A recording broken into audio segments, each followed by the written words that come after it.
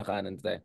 Okay guys, ito pag-usapan natin. Is Baste plan B? Because I think parang out of nowhere, di ba? Si Baste is now in the conversation.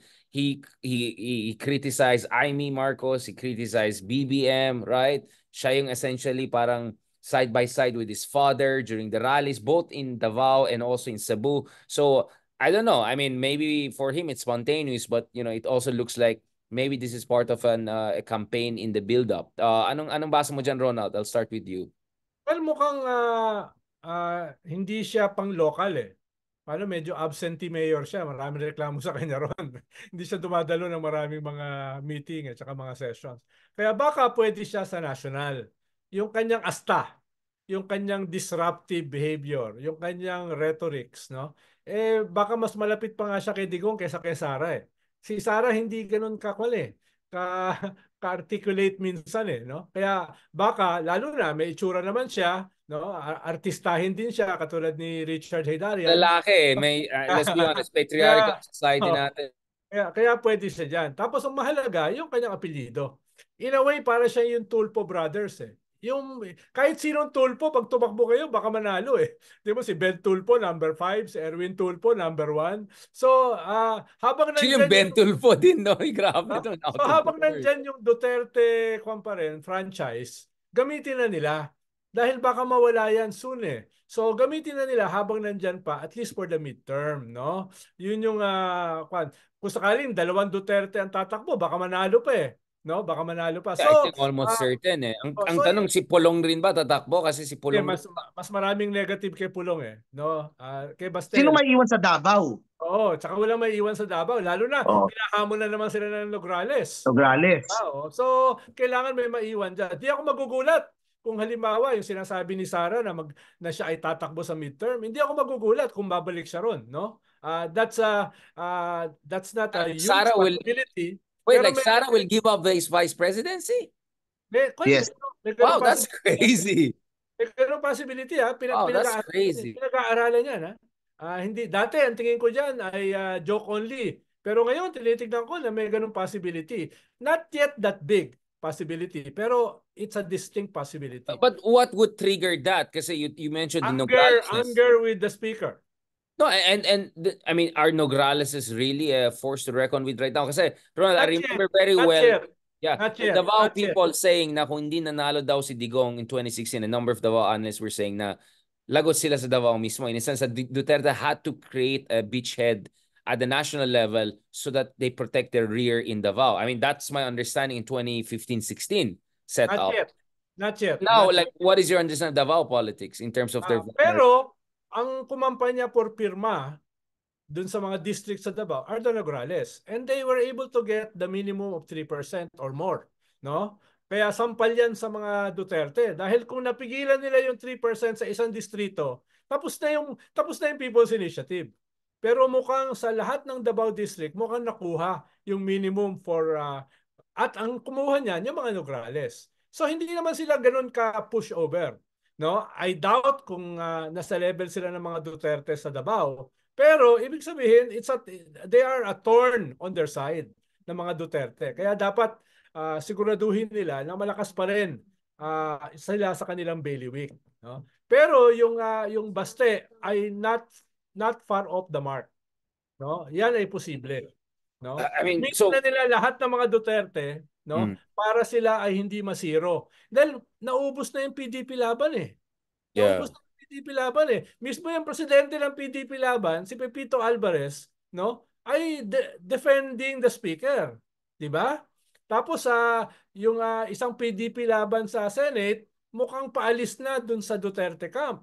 No? So, kailangan nilang something to consolidate that brand eh. Something to consolidate their name. At para gawin yan, dagdagan nila yung mga Duterte sa Senate. Ang isang factor din, Richard, Sir Ronald, dun sa Nograles sa Davao, yung babae si Attorney Migs yung TikToker na si Attorney Migs, yung PBA party list, is yung admin support eh. Admin support.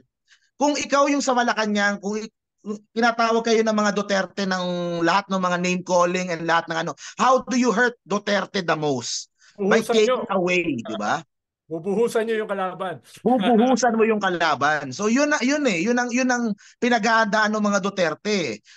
It would be a tough fight because for sure kung meron mang pondo na ibubuhos yung admin para sa local, number one on their list is dethroning the Duterte sa Davao. Pag naupo si Nograles sa Davao, Grabe yun, di lalabas ba? Oo. lahat ng mga issues against them which they will need para sa 2028 kung kakalabanin nila si Inday. So doon papasok yung posibleng pagbalik ni Inday sa Davao to defend the city. Kasi kung si Basti lang yung kalaban ni Migs, bago lang si Baste, and yun nga yung mga reklamo kay Baste.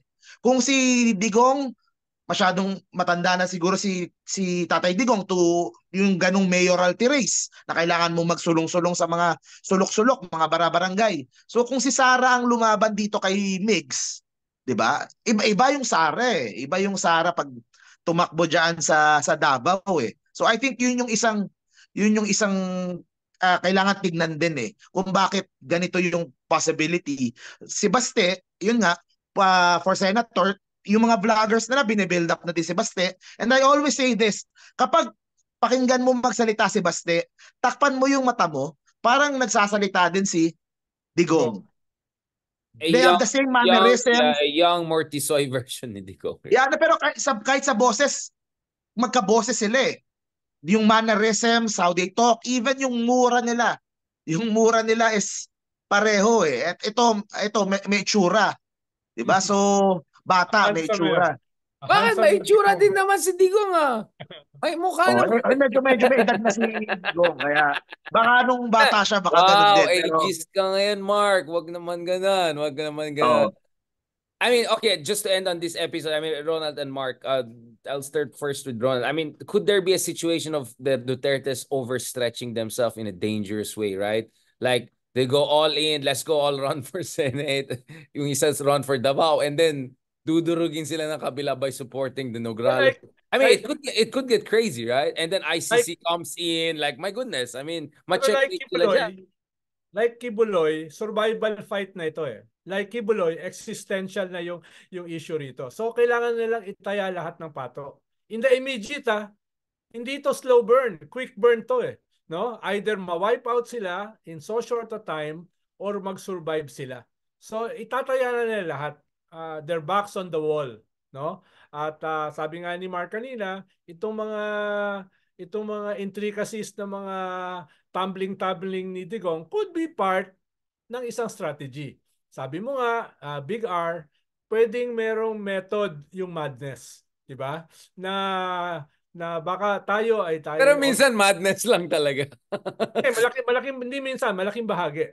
Madness lang talaga, no? Pero sa politika naman may element ng tsambahan eh. Malay mo makachamba, 'di ba? Di ba? Ulit. Makachamba ulit. Ang feeling ng mga nasa Duterte camp lahat ng mga supporters nila, mga vloggers nila, we just have to survive from now hanggang 2028. Yun lang eh. Mag-survive tayo, kaya nang lampasuhin ni Sara yan. Yun ang kanilang mindset din. So yun ang kanilang ginagawa eh. Kaso yun nga, ang bilis eh. What if they lose Davao? What if pumasok yung ICC? What if ma-wipe out sila lahat? Pero definitely Baste in the Senate is talagang possibility talaga. Malaking possibility talaga. Kasi like yung sa atin yung affinity for a candidate napapasa sa anak eh. We see that eh. Marcos to Marcos. Or kapatid. Tulfo Brothers. Diba? Even Robredo to her daughters. Merong dala-dala kaagad eh. So, yun naman ang sabi ko kanina, Big R do sa previous episode natin na alam nung mga kamag-anak ni BBM, alam nung kanyang mga political core group, no, na kung mag-survive ang Duterte beyond the midterms, yari sila, no? Yung successor ng mga Marcoses, wala na yan, no? At hindi lang yan, gagantihan sila, especially Tambaluslos, especially the First Lady.